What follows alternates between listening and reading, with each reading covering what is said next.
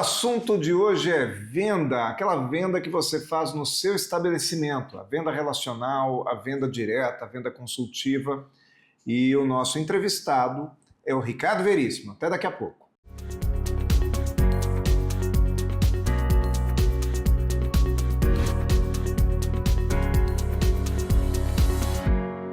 Programa Café Corporativo. Um oferecimento Polix Sistemas de Segurança. Fique tranquilo. Conte com a Polix.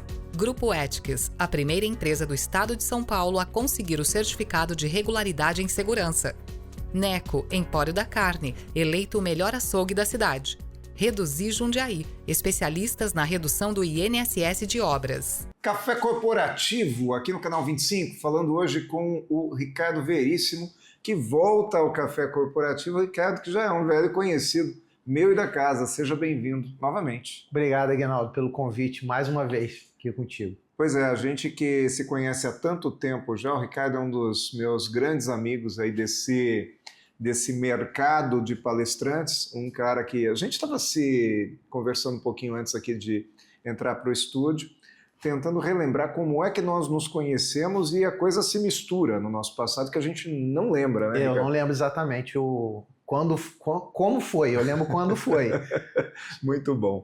Ricardo, o Ricardo é um palestrante de vendas, ele atua no Brasil todo, em diversos setores. Uma das características do Ricardo é a versatilidade, você atua com diversos setores, não é verdade, Ricardo? Sim, hoje eu estou muito forte na área de cooperativas de crédito, tenho feito bastante eventos para esse público, mas eu atuo para pequenas empresas, grandes empresas e médias empresas de todo o Brasil já há um bom tempo sobre liderança e vendas, sendo que agora eu estou bem focado em vendas.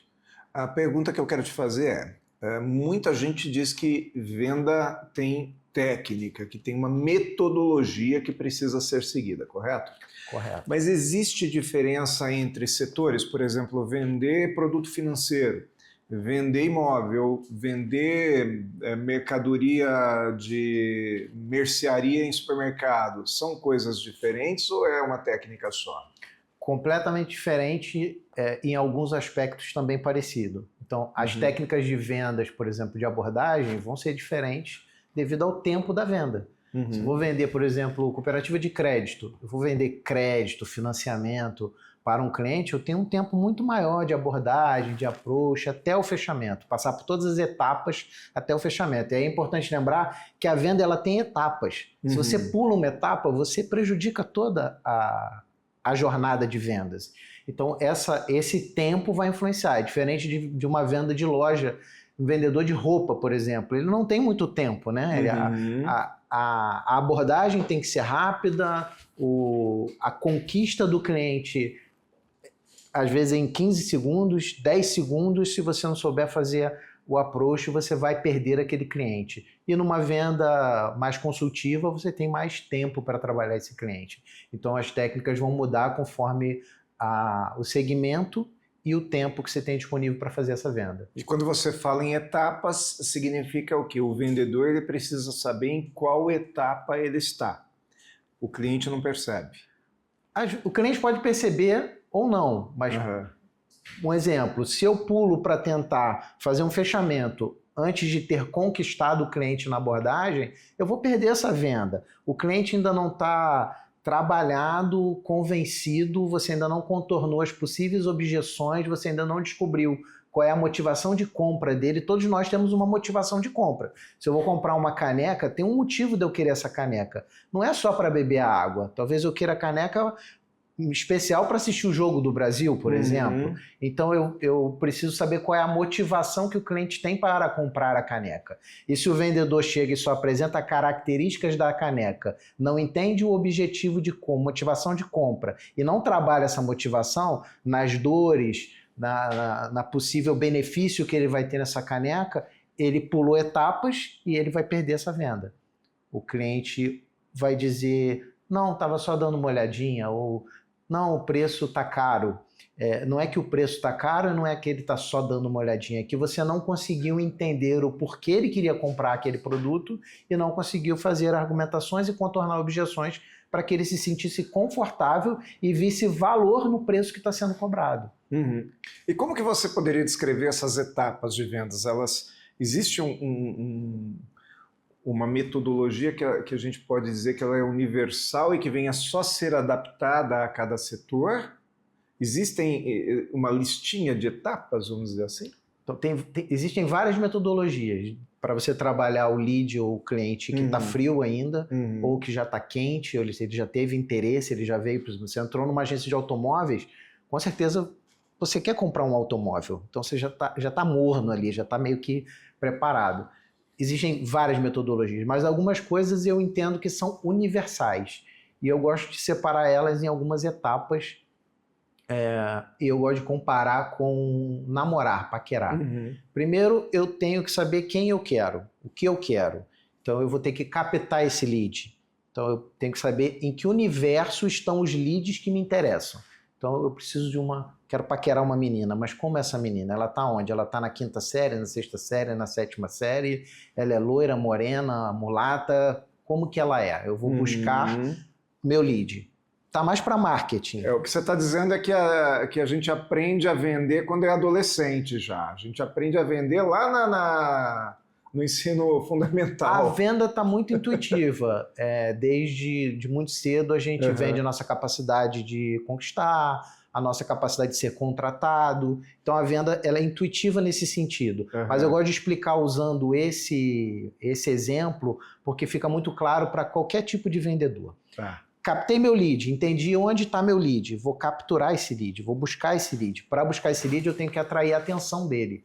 Como que eu atraio a atenção, por exemplo, de uma agência de crédito, de uma cooperativa de crédito? Qual é a linguagem que eu tenho que falar, corporal, a presença, a autoridade que eu tenho que mostrar para que ele tenha interesse no meu produto ou no meu serviço? Então, essa é a fase da conquista. Eu tenho que conquistar esse cliente. Então eu vou ter argumentações para cada tipo de público para chegar na fase da conquista. Uma vez que eu conquistei, atrair atenção, não conquistar no fato de ter, mas no fato de atrair atenção. Uma vez que eu atrair atenção, eu tenho que conversar. Eu tenho que conquistar através da conversa. E na conversa eu vou descobrir quais são as motivações de compra. Nessa conversa eu vou entender para que ele quer e quais são os medos que ele tem. Todos nós temos dores e temos amores. Geralmente a gente trabalha melhor, coloca mais força quando é pela dor. Quando você fica desempregado, quando você está sem grana, é o momento que você se esforça mais. Com o cliente na hora de comprar também, ele deixa de comprar muitas vezes pela dor. Qual é a dor? Falta grana, o dinheiro não dá, não é isso que ele quer? Quais são as dores? Então eu vou conversar, eu vou fazer perguntas, abordar de forma a entender quais são as motivações e contornar essas objeções. Uma vez contornadas as objeções, entendi para que ele quer, eu vou trabalhar em cima do que ele perde se ele não comprar aquele produto ou serviço. Eu vou na dor, porque a dor traz um resultado melhor.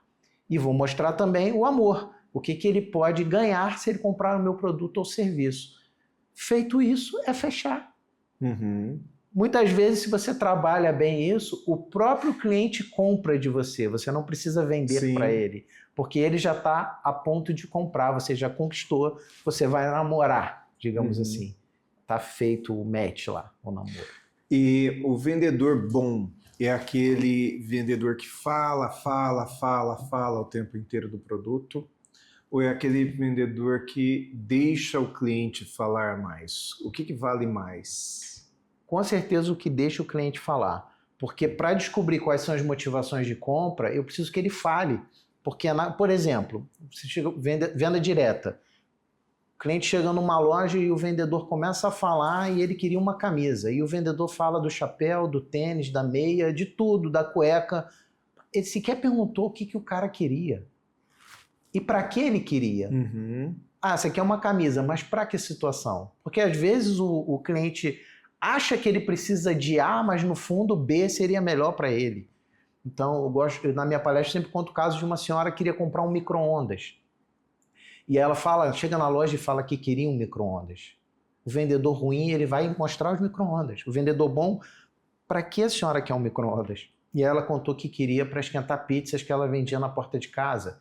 E o bom vendedor, ele sabe que um micro-ondas não era o melhor produto para ela. E era sim um forninho elétrico. Então, ele vai na dor, na necessidade, e ele consegue... E ele se torna consultivo. E para ser consultivo, tem que ouvir. Muito bom. Mais do que falar. Perfeito, Ricardo. Vamos fazer um intervalinho. A gente volta daqui a pouco com mais informações aqui, com mais orientações do Ricardo Veríssimo para você que trabalha com vendas.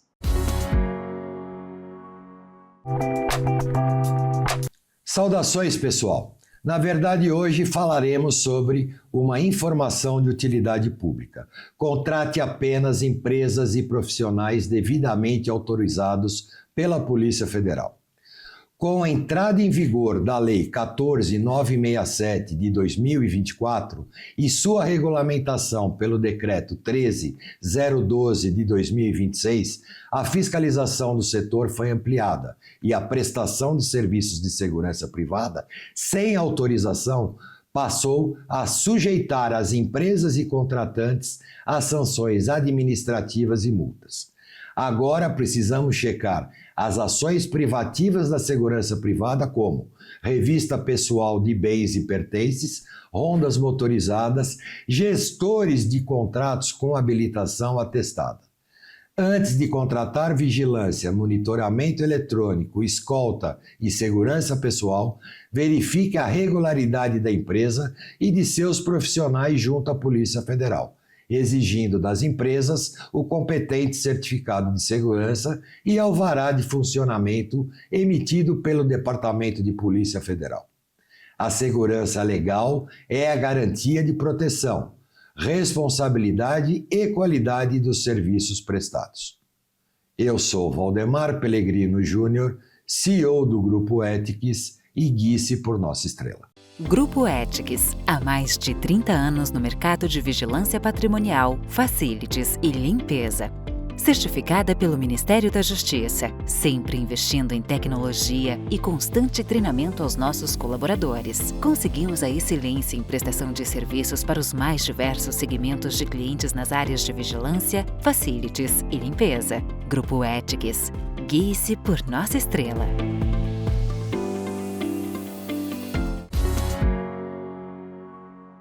Segundo bloco aqui do Café Corporativo, hoje com o Ricardo Veríssimo, falando a respeito de vendas de uma maneira bem ampla. Como eu disse, o Ricardo é um profissional extremamente versátil e fala de diversos modelos de venda. E aí a pergunta, Ricardo, quando a gente fala da venda e de que o vendedor precisa perguntar e que tem etapas, muitas vezes não é possível fazer isso porque não dá tempo. E não é só porque não dá tempo, às vezes até o seu próprio ambiente não permite isso, né? Um exemplo, você precisa vender num modelo de supermercado, num modelo de loja pegue e pague. Não existe a abordagem do vendedor, mas você precisa vender do mesmo jeito. E aí, como que funciona essa venda? Quanto mais rápido for o momento da venda, maior entra, por exemplo, a comunicação não verbal. Então, a forma como eu me apresento o produto, a forma como eu chego no cliente. Então, um apertar de mão, por exemplo, pode fechar uma venda ou desvender. Então, aquela mão mole que o vendedor dá, que parece que ele está com nojo de apertar a sua mão, pode desvender porque a gente compra com o subconsciente, né? Sim. Então, é algo que não está a nível de consciência. Por isso, subconsciente. Então, quando eu aperto com a mão mole, aquilo me lembra alguma coisa pegajosa, talvez. E pegajoso me dá medo, e medo me afasta. E se eu me afasto, eu não compro. Eu não sinto confiança, consequentemente, eu não vou ouvir de forma positiva aquilo que o sujeito está falando. Sim, é neurovendas, né? É o cérebro reptiliano, que a gente fala, que ele serve basicamente, sendo bem simplório, para duas coisas. É perigoso ou é seguro? E aí, se qualquer coisa que é estranha, ele entende como perigo e ele te afasta. Então, numa venda rápida de loja, pequenos detalhes de comunicação não verbal podem fazer a diferença, assim como a comunicação verbal também. O tom da fala, a postura, a roupa, a autoridade, tudo isso vai fazer a diferença. Então, se Se eu vou falar com uma pessoa que é mais lenta e eu chego falando muito rápido, eu assusto. E se eu assusto, eu afasto. Então são os detalhes. Venda é detalhe. São muitos detalhes e o que eu vejo é que a maioria dos vendedores acha que vender é intuição. Eu vou chegar lá e vou intuitivamente fazer meus argumentos e vou vender. Sim, pode ser que você venda, mas você está deixando um caminhão de dinheiro na mesa porque você não está usando as etapas. E existem várias metodologias. Se eu estudo vendas e conheço de vendas, eu vou saber que metodologias usar para lead frio, para lead quente, para venda consultiva, para venda direta, no momento que o cliente estiver na minha frente. Também tenho que pensar qual é o perfil do cliente. O cliente que decide mais pelo emocional. Ele gosta de conversar, ele gosta de quebrar o gelo. Se eu interrompo, eu corto a minha conexão com ele, eu perco a venda. O cliente mais analítico, mais pragmático, ele precisa de dados e ele começa a me perguntar um monte de coisa sobre o produto ou sobre o serviço. Se eu não dou esses dados para ele, ele entende que eu estou escondendo alguma coisa, ele fica desconfiado e ele não compra. Então, olhar para o cliente, identificar, às vezes por alguns objetos ou o ambiente onde ele está, se ele é mais emocional ou mais racional, me ajuda a aplicar a técnica adequada para fechar a venda. E isso vale tanto para comércio, ou seja, estou no varejo, numa loja, isso vale para uma imobiliária, quer dizer, o corretor está me levando para ver uma casa. Às vezes é aquele corretor que pergunta muito. Se eu sou mais pragmático, eu não quero responder. Acontece. Acontece. Eu não quero, porque se eu sou mais pragmático, eu entro meio que na defensiva com esse corretor. Eu não quero que ele saiba muitas coisas de mim. Eu quero só que ele responda minhas perguntas. Sim. Aí o corretor percebe que eu sou esse perfil. O que ele faz? Ele puxa através daquilo que me interessa. Então, exemplo de um corretor de imóveis. Eu sou pragmático, analista ao máximo. Eu chego e quero saber qual é a metragem da sala do imóvel. E aí o vendedor ele não vai sonegar essa informação. Ele vai dar essa informação e tentar puxar outra. Então, eu dou para receber alguma coisa.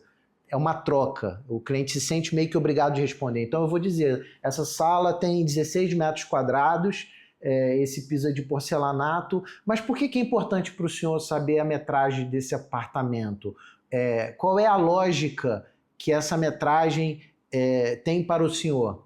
Para que eu possa lhe dar mais informações sobre a metragem, a parte física dessa sala, para que eu consiga lhe atender. Então eu tento trazer seguindo o mesmo argumento dele. E ele pode me dizer, não, porque eu quero botar um determinado sofá aqui que é herança de família e eu quero saber se ele vai se encaixar bem. E aí eu vou trabalhando em cima. Eu lembro de uma professora que eu tinha, que ela falava assim, olha, para você poder ensinar, você tem que ter... Como que ela dizia? Para você ser um bom professor, você tem que ter sido um bom aluno. Porque você precisa ter aprendido de uma forma técnica para você poder transmitir essa técnica. Porque eu lembro que ela finalizava isso dizendo, talento não se ensina. O que a gente ensina é técnica. Então talvez na venda a gente também precise estabelecer uma metodologia para poder transmitir para a equipe poder crescer. No meu caso, eu não poderia ensinar então, porque eu fui um péssimo aluno. Mas provavelmente de vendas não, né? De vendas você foi bom. Eu não sei se necessariamente a pessoa precisa ter sido um bom aluno para ser um bom professor, mas com toda certeza você não consegue ensinar quem não quer aprender. Eu acho que é muito mais o querer aprender. Eu consigo lidar com alguém na minha equipe que não é bom, mas que tem uma vontade enorme de aprender, porque ele tem uma mente ensinável. Agora, se o cara já se acha muito bom e ele fecha a mente dele para aprender, eu não consigo mudar essa pessoa. A gente só muda quando a gente quer, é do comportamento humano. E aí, falando de comportamento, você fala de equipe, de comportamento, eu vejo muita gente falar que vendas é comportamento. Sim, vendas é comportamento, mas não adianta só motivar e ensinar comportamento em cima de uma técnica que está errada. Se o vendedor não sabe a técnica de vendas, eu posso imprimir o melhor comportamento nele, eu posso tornar ele proativo, eu posso tornar ele ensinável, mas se ele está se esforçando em cima de uma técnica errada, ele vai só aumentar a técnica errada, sabe? É igual automatizar processos de vendas. Se eu automatizo aquilo que já era feito da forma errada, eu só aumento a quantidade de erros, entende? É como se tivesse um motor muito forte num carro que não tem estrutura para aquela potência de motor. Quer dizer, venda não é só força, né? Não é só motivação, não é só comportamento. Venda também é direcionamento. Direção. Imagina que eu tenho um carro muito potente, mas aí vamos falar de comportamento. Eu sento nesse carro para dirigir, mas eu estou tão preocupado com o que ficou para trás que eu só olho para o retrovisor. Eu tenho um para-brisa desse tamanho na minha frente, mas eu só consigo olhar para trás. Pequenininho. Porque eu estou cheio de traumas e de problemas na minha profissão ou na minha carreira de vendedor que eu não consigo olhar para frente. Então, o comportamento afeta. Agora, se eu não souber dirigir, o carro não sai do lugar. Se eu não tiver as técnicas para ligar a ignição, para passar a marcha, para entender o espaço entre o carro e a estrada, se eu não tivesse essa noção de espaço, eu não vou conseguir dirigir porque eu não tenho a técnica. Eu posso estar super motivado, empolgado, mas se eu não sei dirigir, não dá para dirigir. Não vou chegar a lugar nenhum. Exatamente. Muito bom, Ricardo Veríssimo, mais uma vez, a gente vai chegando no final do programa, mais uma vez te agradeço por ter vindo ao Café Corporativo, ele que veio lá do Rio de Janeiro, nós gravamos aqui em Jundiaí, então sempre quando a gente tem oportunidade, a gente traz o Ricardo aqui para o café. E te agradeço aí pela oportunidade de te ouvir mais uma vez. Eu que agradeço, irmão. É sempre bom estar aqui com você. Nem sei mais quantas vezes eu já vim, mas sempre que eu estiver por aqui vai ser um prazer gravar. O Café Corporativo volta daqui a pouco para o Mais Cafeína. Enquanto isso, fica ligado também nos nossos parceiros aqui do Canal 25. O que você pensa quando falamos em segurança para você e sua família? A Polix Sistemas de Segurança oferece toda a gama de equipamentos de segurança e alta tecnologia como reconhecimento facial de acesso, fechaduras por biometria, monitoramento 24 horas, acompanhamento à distância por celular e tudo o que há de mais moderno em segurança eletrônica patrimonial. Fique tranquilo. Conte com a Polix.